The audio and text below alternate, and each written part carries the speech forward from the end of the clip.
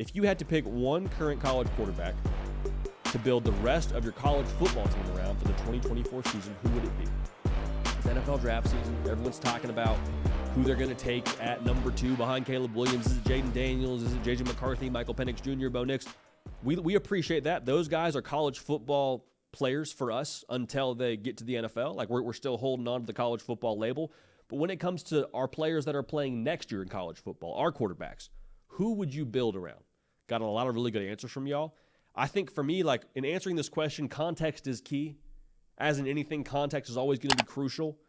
If I'm running a pro-style system, that's going to be different than if I run a spread system. So if I'm running a pro-style system, I'm taking Carson Beck. Like, he is the definition right now in college football of what a pro-style quarterback is. Is he going to light you on fire with his legs? Probably not, but he's 6'4", 220. He completed 70% of his passes last year. The ball is going to the right place at the right time consistently. And folks say, yeah, well, he had Brock Bowers. Not the entirety of the season, and that offense still was humming with him under Mike Bobo. This upcoming year, if he takes even another step, Georgia's going to be in the national championship game. We'll leave it at that. Now, if I'm going with the spread offense, Jackson Dart was a thought for me here. I'm going Dillon Gabriel at Oregon. One, because he's thrived across the course of his entire college career. Second part of that, his college career provides a pretty great sample size for me. If I'm picking a quarterback here, 6 years, 3 schools, different circumstances, he's still been balling. Okay, he has never thrown for less than 3,000 yards in a regular season. We're including, of course, the fact that the COVID season doesn't count towards that regular season part, so I guess we're excluding the regular season of COVID. The bottom line is he's been a baller in every single system. The experience factor that he has, you can't account for. And I love the way that he distributes the football and then also brings that mobile element, okay? In a pro-style system, probably not rolling with Dillon Gabriel. When I spread you out, though, and I play in that Josh Heupel sort of system, that Jeff Lebby sort of system that he played at UCF and then again at Oklahoma, I like Dillon Gabriel a lot. I think he's going to thrive this year at Oregon in Will Stein's system. So I got a spread system. I'm going with my guy DG. Now, if I'm just picking a quarterback based off of where they are right now and I get their entire career for my football program, I'm looking no further than Knoxville, Tennessee, and I'm going with Nico Iamaleava. Nothing physically within his game is going to limit him. 6'6", 210 pounds. You saw in the bowl game he can take off and hurt you with his legs. He can push the ball downfield. I don't believe there is a higher ceiling for anyone in college football at the quarterback position than Nico Iamaleava. Top player in the 2023 class. You know what you're going to get with him physically.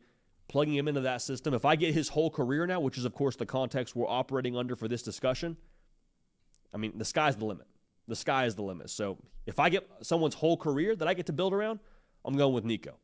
Now, if I want to kind of take a little bit more of a gamble here, and I just want to go and air it out, Shedeur Sanders at Colorado, man. His arm talent is as good as there is in the country.